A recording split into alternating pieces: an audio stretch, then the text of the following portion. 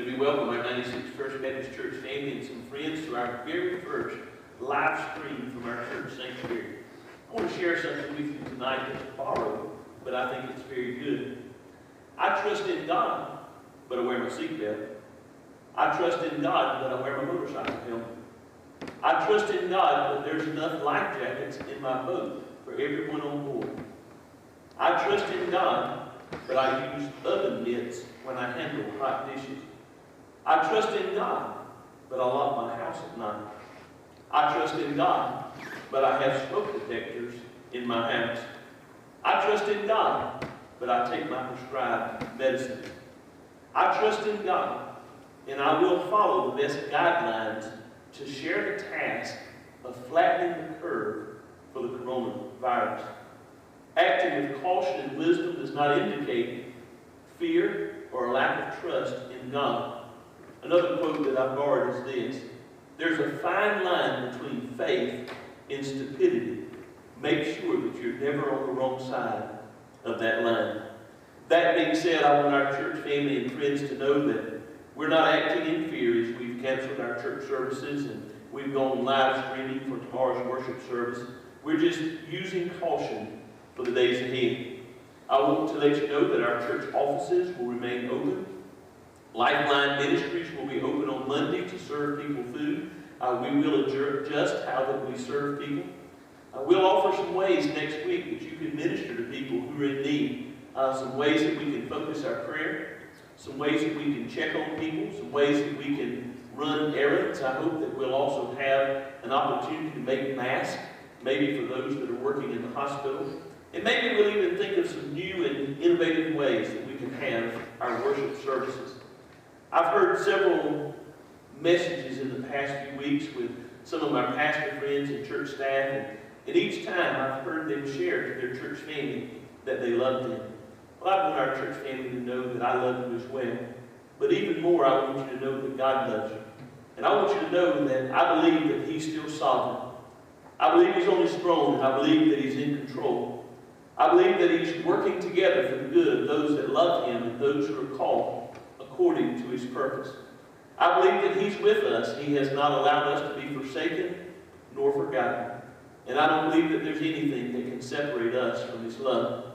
I want to share with you a passage of Scripture in Romans chapter 8, beginning in verse 31.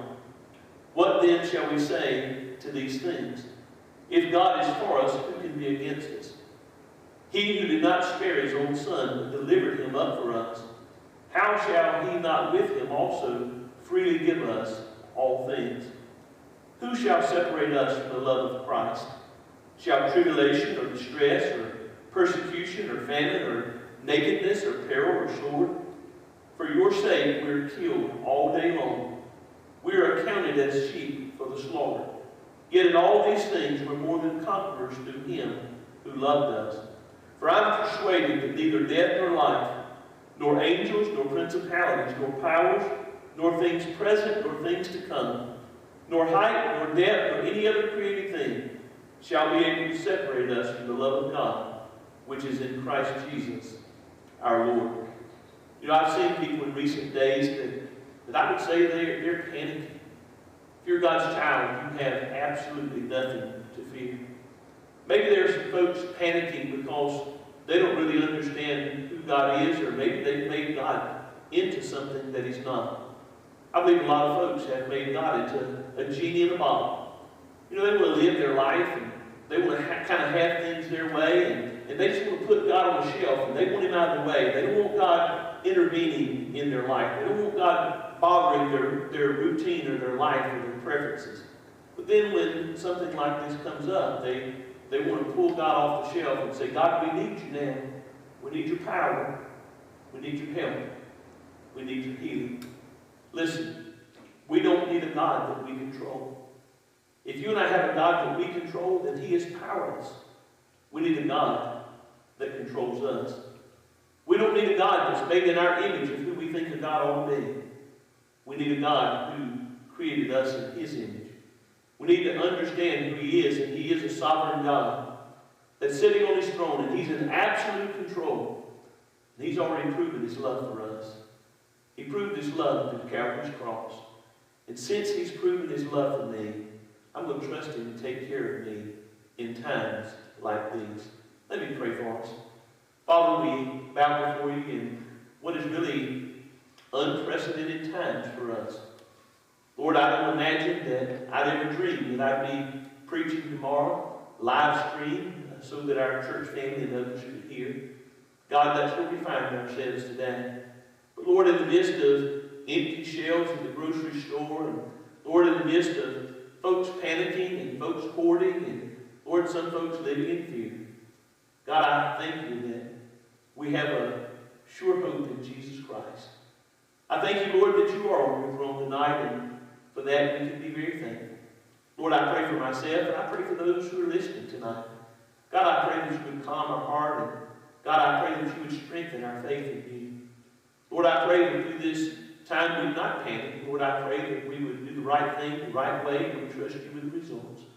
God, I pray that You would strengthen us, and Lord, that You would encourage us. And Lord, I pray that You would use us. God, I thank You that I've seen churches working together.